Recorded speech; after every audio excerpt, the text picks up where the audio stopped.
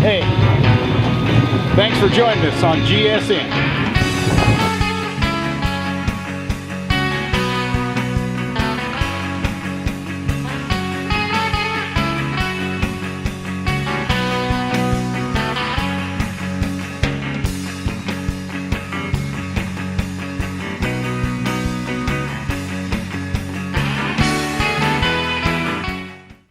Hello, I'm J.C. Bell with Global Sportsman's Network.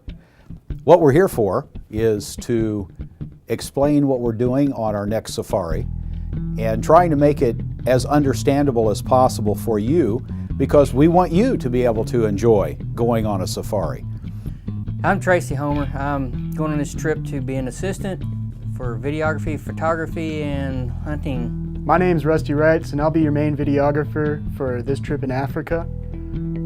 This will be my first trip to any part of Africa, so I'll be kind of giving you a perspective from a first-timer's view and also the camera guy's view.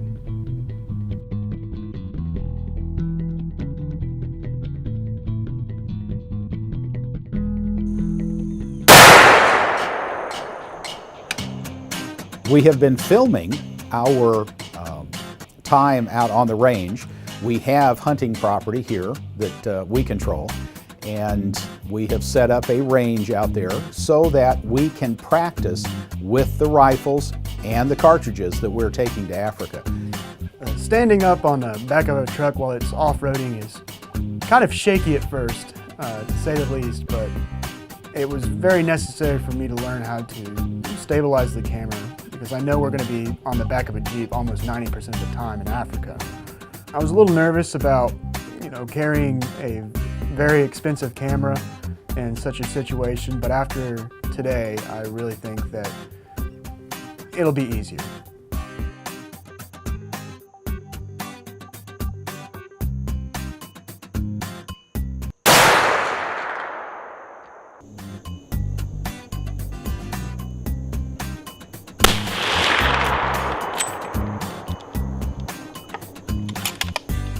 We're out on our farm, out on the firing range, and we're getting ready to practice some more and make sure that our rifles are sighted in and just practice with the ammunition and the rifles that we're taking.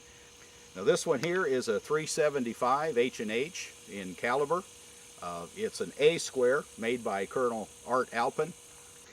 We're transporting our bullets in a Techno-Frame holder. It's lockable. And when you lock it down, nobody's getting into it. It's solid aluminum, and the bullets are cushioned so that there's no rattle. You don't have to worry about anything banging them. And a lot of the airlines now are requiring that you have lockable ammunition storage. Now out here, I use Wild Ear for my earplugs. Ear protection is incredibly important. Because if you can't hear the game, you're kind of out of the game. We're using a lead sled to cushion the blow. The recoil on the 375 for a lot of people is approaching the upper end of their recoil capabilities to really absorb that recoil, and then I will be wearing a pad so that I don't develop a flinch. So one thing you want to do, you want to practice dry firing.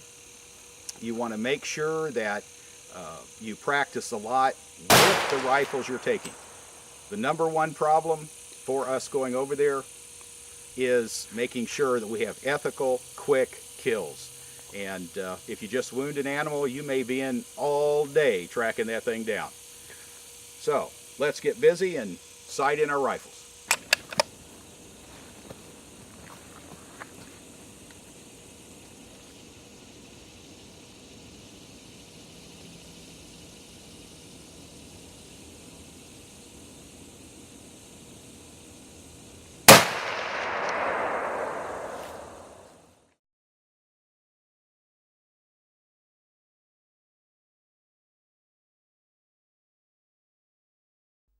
All right, now that we've got the gun all sighted in and all of our practice is done, we're ready to go to Africa.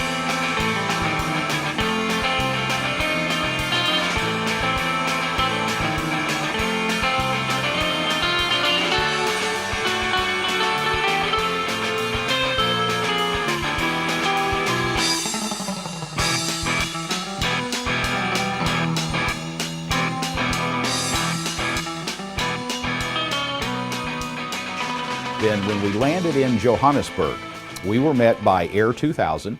We contracted with them. It's a very inexpensive service, but they meet you, they greet you, they show you where to go in the airport. They took us to get our luggage, go through customs, and then we went to the police station that's still inside the main part of the terminal, not where you can get outside yet. And that's where we picked up the gun case. You open the gun case, you have a form, it's a firearms permit from South Africa that allows you to bring the firearm into the country on a temporary basis. They check the serial number, then once that's checked, and by the way, Air 2000 gets that permit for you. You supply them with the firearm, the manufacturer, the serial number, the caliber, and they take care of everything. We put the gun back in the case, locked it up, and Air 2000 took us across the street out of the airport to the Intercontinental. That's where we spent the night. And the next morning we got on our plane to go to Namibia. And it was that easy.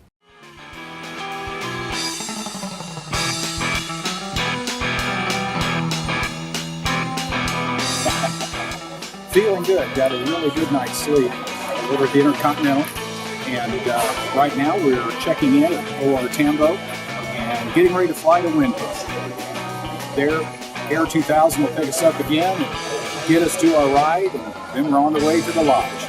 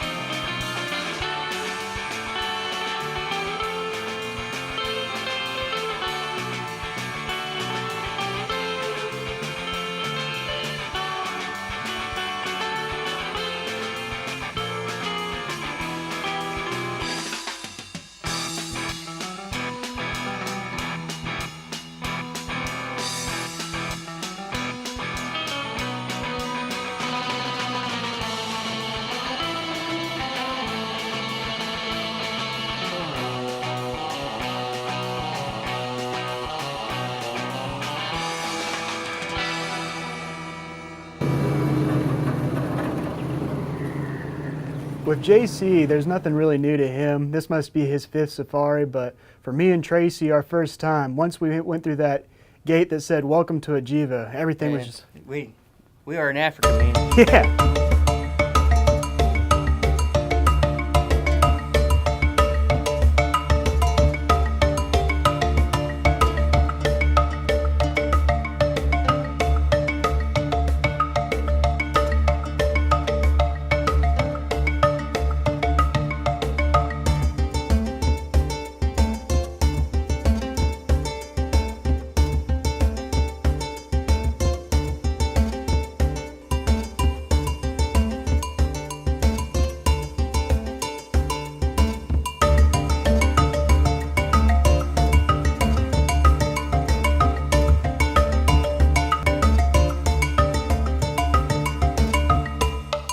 Thanks for joining us and helping us to relive our safari.